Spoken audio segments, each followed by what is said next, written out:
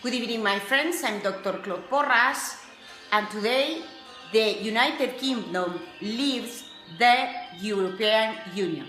That's the news. It is freedom? Yes, it is. It is a plan of illuminati? Yes, it is. It is not a coincidence that happened before the Bilderberg meeting. It is a part of the chess of game. They want to believe us that we win, that we have liberty, but they are threatening us with economical recession, World War III, and martial law. But they don't count that we are smarter than them, that we know how they brainwashing us, and that we are going to beat them with intelligence and knowledge. In the next minutes, we are going to see why United Kingdom or other country should leave European Union, pros and cons, how the media are controlling the news, and why we are smarter and better than them.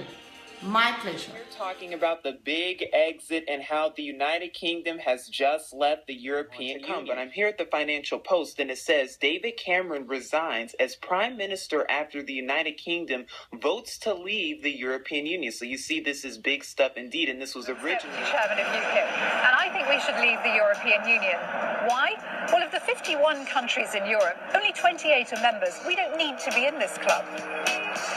Border control matters too, because citizenship of one EU member state gives a free pass to the leave. It's because the EU undermines British democracy.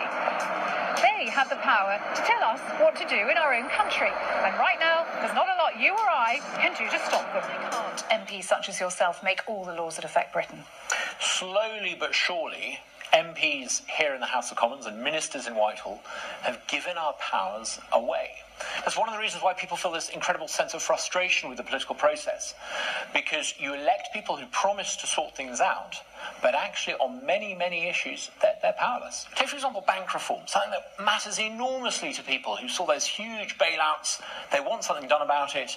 I've tried to trigger debates here in the House of Commons. I've tried to make sure that my constituents' real sense of anger against that sense of entitlement that the bankers have is dealt with. No can do. It's up to Brussels. June 2016 will be a day to mark down in the history books, as on that day the British public will go forth and decide the fate of the UK and its European Union membership. This vote will certainly be a turning point for the UK and EU politics. And hopefully this video will show you a balanced view of the debate and what is up for stakes in this referendum. It is a good, simple argument, which is common EU values. Say what you want about weird and varied EU cultures. At the end of the day, any country on the continent of Europe does have a smaller but popular argument to do with free trade. And the lowdown is that some protectionist EU countries slow down EU trade deals with nations such as India and the USA, trying to protect their own industry, which leads to slower economic growth for the UK. Leavers say if the UK, some wanting to remain in the EU, say that hundreds of thousands of EU citizens coming to the UK each year adds greatly to the economy, generating more tax revenue and successful industries as they can absorb skilled and educated workers from poorer countries by offering a decent living wage. From an economic perspective, these EU workers and citizens choosing to live in the UK does without a doubt grow the UK economy.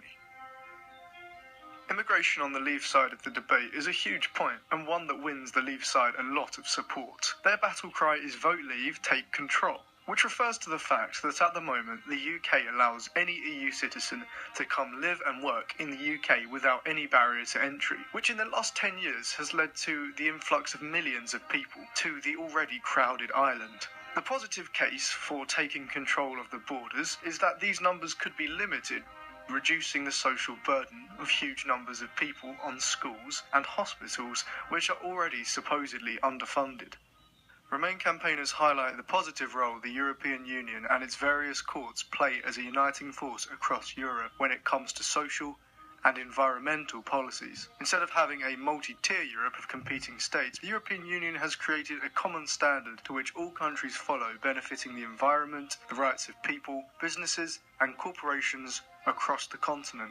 Another heavy-hitting argument for leave is the preservation of sovereignty, which, in their view, is being gradually eroded year after year. Leavers say that British courts and lawmakers are no longer supreme, with the majority of laws and regulations implemented in the UK coming from the EU. Leavers see much of this law as unnecessary red tape that damages the UK's economy and goes against the economically free market outlook the UK holds. They believe the only way the UK can be run in the interests of the British people is to pull the UK out of the EU and re-establish the nation as a great British trading hub connected around the world, which is what the UK has been over the past couple hundred years.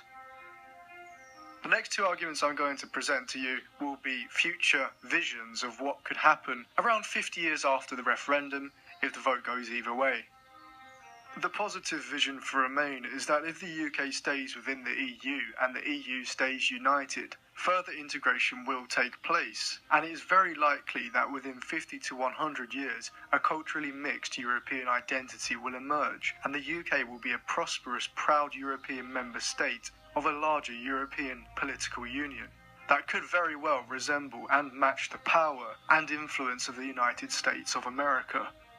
The final point for leave is that if the UK leaves the EU, no matter what happens on the continent, the UK would have the ability and independence to control its own affairs, and within 50 to 100 years of building connections on its own and not integrating with Europe, it would almost certainly maintain its current distinctive British identity, well into the 21st and possibly 22nd century. And visions from both sides of the argument. Now, like I said, it's no surprise or coincidence that this happened because it's all staged, predicted, and planned ahead of time. And it's also no surprise that such a vote caused the Dow or the DJIA to collapse more than 400 points in its opening day. Not to mention how the pound has hit a 31-year low, and not to mention crude oil falling and plunging more than 4%. And all of these world economies and these banks collapsing and falling and plunging like never before. Is there a bigger agenda? Of course it is. And the agenda is this. Is that these Zionists and the elite, they're using this vote as an excuse to crash the market worldwide. They're using this in order to keep the markets down and to crash them even more to start and trigger this economic collapse. That is exactly what they're trying to do in order to further their plans of the new world order. And pay very close attention. Notice how all of this is happening on a Friday, and notice how these markets are collapsing on a Friday, just like X-Files season 10, how it all starts on a Friday in order to implement martial law when the banks shut down and you can no longer get your money. Are you starting to see the bigger agenda? This is just one great big test in preparation for the big one, in preparation for the big collapse in America. Now, when will that collapse be? I don't know. I do not set dates. I'm just here to report you what's going on and keep you updated with the world around you. And like I said, notice how they're also making this into a worldwide problem because the world is affected by this. Notice how they're doing these things, and notice how this just so happens to come around the same time as the Independence Day movie. Is that a coincidence? I seek Yahuwah and his true son Yahusha because it's only a matter of time. But this is Truth Unveiled here, keeping you updated and saying shalom. And when you have CNN and all of these other non-credible sources pumping this out as if this is a victory for the people, how could you not put one and one together and realize that's what they want you to think? That is how they operate. This is part of the mind control that the people are under. When it come out, all of these political leaders, all part of the chess game, and we're pawns in the chess game. You get the British Prime Minister, David Cameron, resigning. You don't think that that was already planned, that he already knew this was coming, that they didn't discuss this with him months in advance and finalize it at the Bilderberg meetings? By the media, they pretend to create chaos, stress, and fear. And then they pretend that we accept the New World Order and the chip. That is not going to happen. A cup of coffee, remember that meeting? We are going to return to our constitution and why we want freedom. It's not going to be easy. If they want to fuck us, we are going to fuck them too. They fear the political masses awakening. That's you and me. These are words from Winston Churchill. If you will not fight for right when you can easily win without bloodshed, if you will not fight when your victory is sure and not too costly, You may come to the moment when you will have to fight with all the odds against you and only a precarious chance of survival. There may even be a worse case. You may have to fight when there is no hope of victory, because it is better to perish than to live as slaves. With a cup of wine, smell the freedom. We are fearless. We are smarter than them. The New World Order does not go. My pleasure.